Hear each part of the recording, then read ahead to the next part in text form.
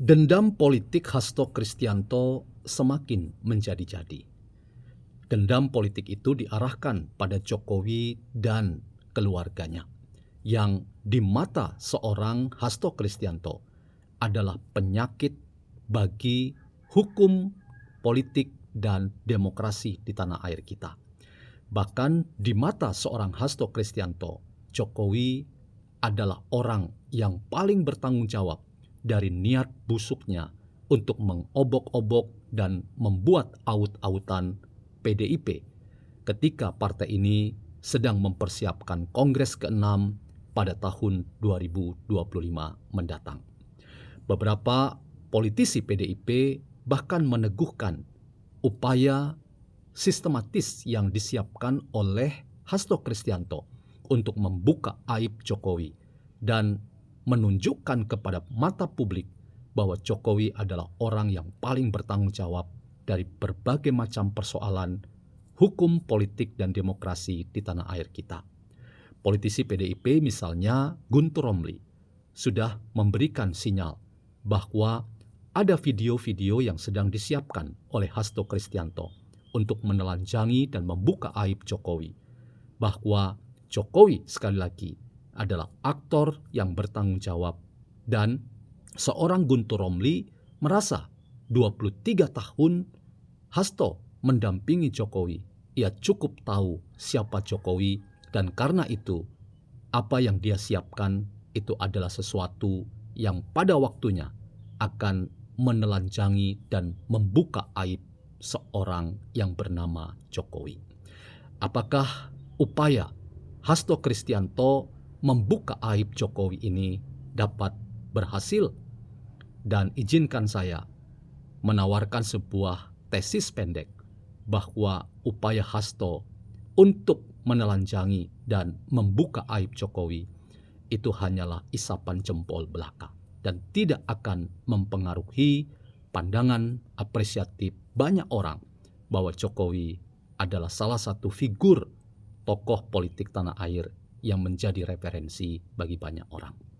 Selamat datang dalam channel Meragukan Filsafat, sebuah channel yang secara sadar dibangun untuk turut mengedukasi ruang publik virtual Indonesia dengan menawarkan alternatif berpikir dari lensa pemikiran filsafat untuk membaca fenomena sosial, politik, kebudayaan dalam konteks Indonesia kontemporer dengan tanpa berpretensi untuk menggiring opini kita mempercayai pandangan-pandangan dalam channel ini.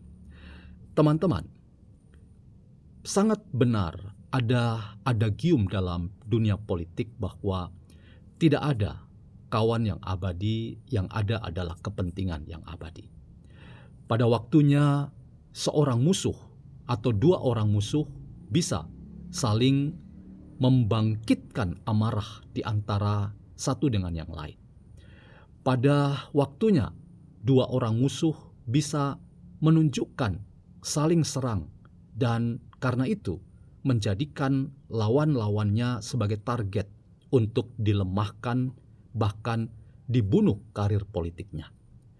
Tetapi teman-teman, seorang atau dua orang musuh ini juga pada waktunya bisa membangun hubungan yang berdasarkan pertemanan, persahabatan.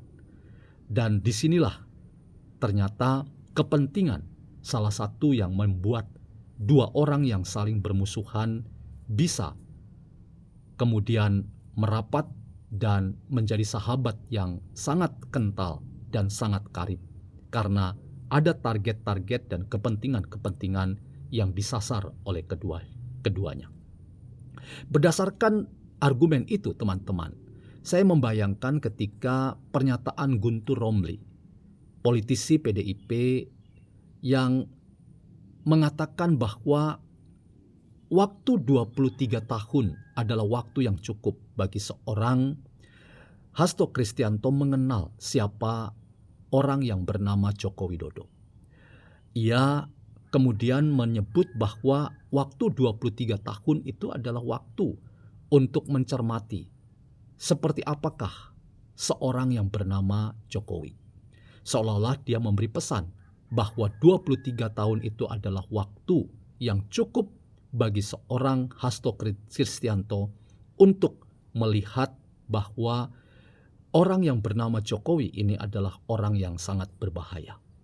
Karena itu, ia kemudian ketika hari ini melihat bagaimana Jokowi memainkan drama dan orkestrasi politik yang di mata Hasto Kristianto dan elit-elit PDIP sebagai sumber masalah bagi kisruhnya kehidupan, hukum, politik, dan demokrasi di tanah air kita. Maka apa yang dia katakan itu hanya sebuah konfirmasi bahwa upaya-upaya ke depan yang ia akan lakukan itu adalah targetnya untuk menelanjangi dan membuka aib dari siapakah sebenarnya seorang yang bernama Joko Widodo.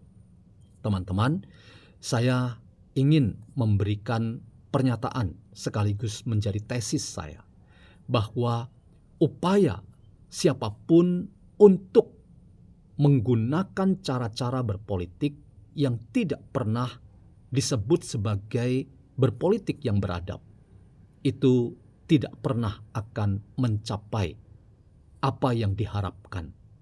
Politik yang dibangun dengan perspektif kebencian, bahkan dibangun dengan dendam politik, maka itu tidak pernah akan membuat seorang aktor politik itu mencapai target-target politik yang sebenarnya.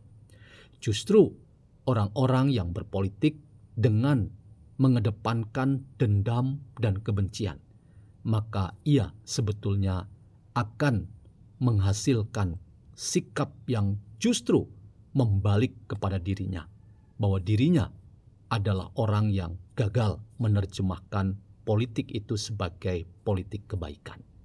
Dalam semangat itu, teman-teman, upaya seorang Hasto Kristianto bahkan elit-elit PDIP untuk menyerang habis-habisan Joko Widodo itu hanya akan membuat energi politik dan kewarasan berpolitik dari Hasto dan seluruh elit PDIP habis-habisan. Sehingga politik itu kemudian menjadi politik yang tidak pernah membuat kita tahu dan sadar bahwa politik itu artinya mengusahakan kebaikan dalam hidup bersama. Selain kita hanya akan memperlihatkan kepada massa rakyat yang mendukung kita bahwa rakyat yang akan memberikan penilaian. Bahwa kalau politik diterjemahkan hanya sekadar kebencian dan dendam semata, maka target-target politik yang ingin diraih oleh aktor politik dan institusi politik seperti PDIP akan mengalami kegagalan-kegagalan. Dalam konteks inilah teman-teman, saya tidak punya keyakinan politik bahwa usaha sistematis untuk membuka aib Jokowi, bahkan menelanjangi Jokowi dan keluarganya, itu akan membuahkan hasil. Justru kegagalan saja yang akan membuat Hasto Kristianto menelan pil pahit. Karena itu, Mas Hasto lebih baik tidak menggunakan dendam politik dan kebencian politik dalam rangka menyerang dan mencari kambing hitam ke sana kemari, termasuk habis-habisan menelanjangi Jokowi. Jokowi dengan cara-cara politik kebencian dan dendam itu hanya semakin besar dan semakin dicintai dan beroleh simpati dari banyak orang. Sementara PDIP dan elit-elitnya semakin memperlihatkan kualitas politik yang tidak bermutu, selain mutunya adalah dendam politik dan kebencian berpolitik. Pilihannya ada pada Mas Hasto. Karena itu lebih baik sekarang Mas Hasto konsisten untuk melihat dan menghormati proses hukum dan menyiapkan konstruksi hukum yang sebaik-baiknya dalam rangka membalik apa yang dilakukan oleh KPK dengan mentersangkakan saudara. Cara-cara itulah yang justru akan beroleh simpatik dari banyak orang, bahwa seorang Hasto Kristianto adalah seorang yang matang secara politik, dan kematangan berpolitik seorang Hasto ditunggu oleh massa rakyat PDIP yang rasanya masih banyak yang mencintai PDIP dan elit-elitnya. Jangan sampai hanya 1-2 orang yang memperkeruh suasana, itu yang membuat akhirnya PDIP menelan pil pahit untuk tidak beroleh dukungan dari masa rakyat yang mencintai saudara.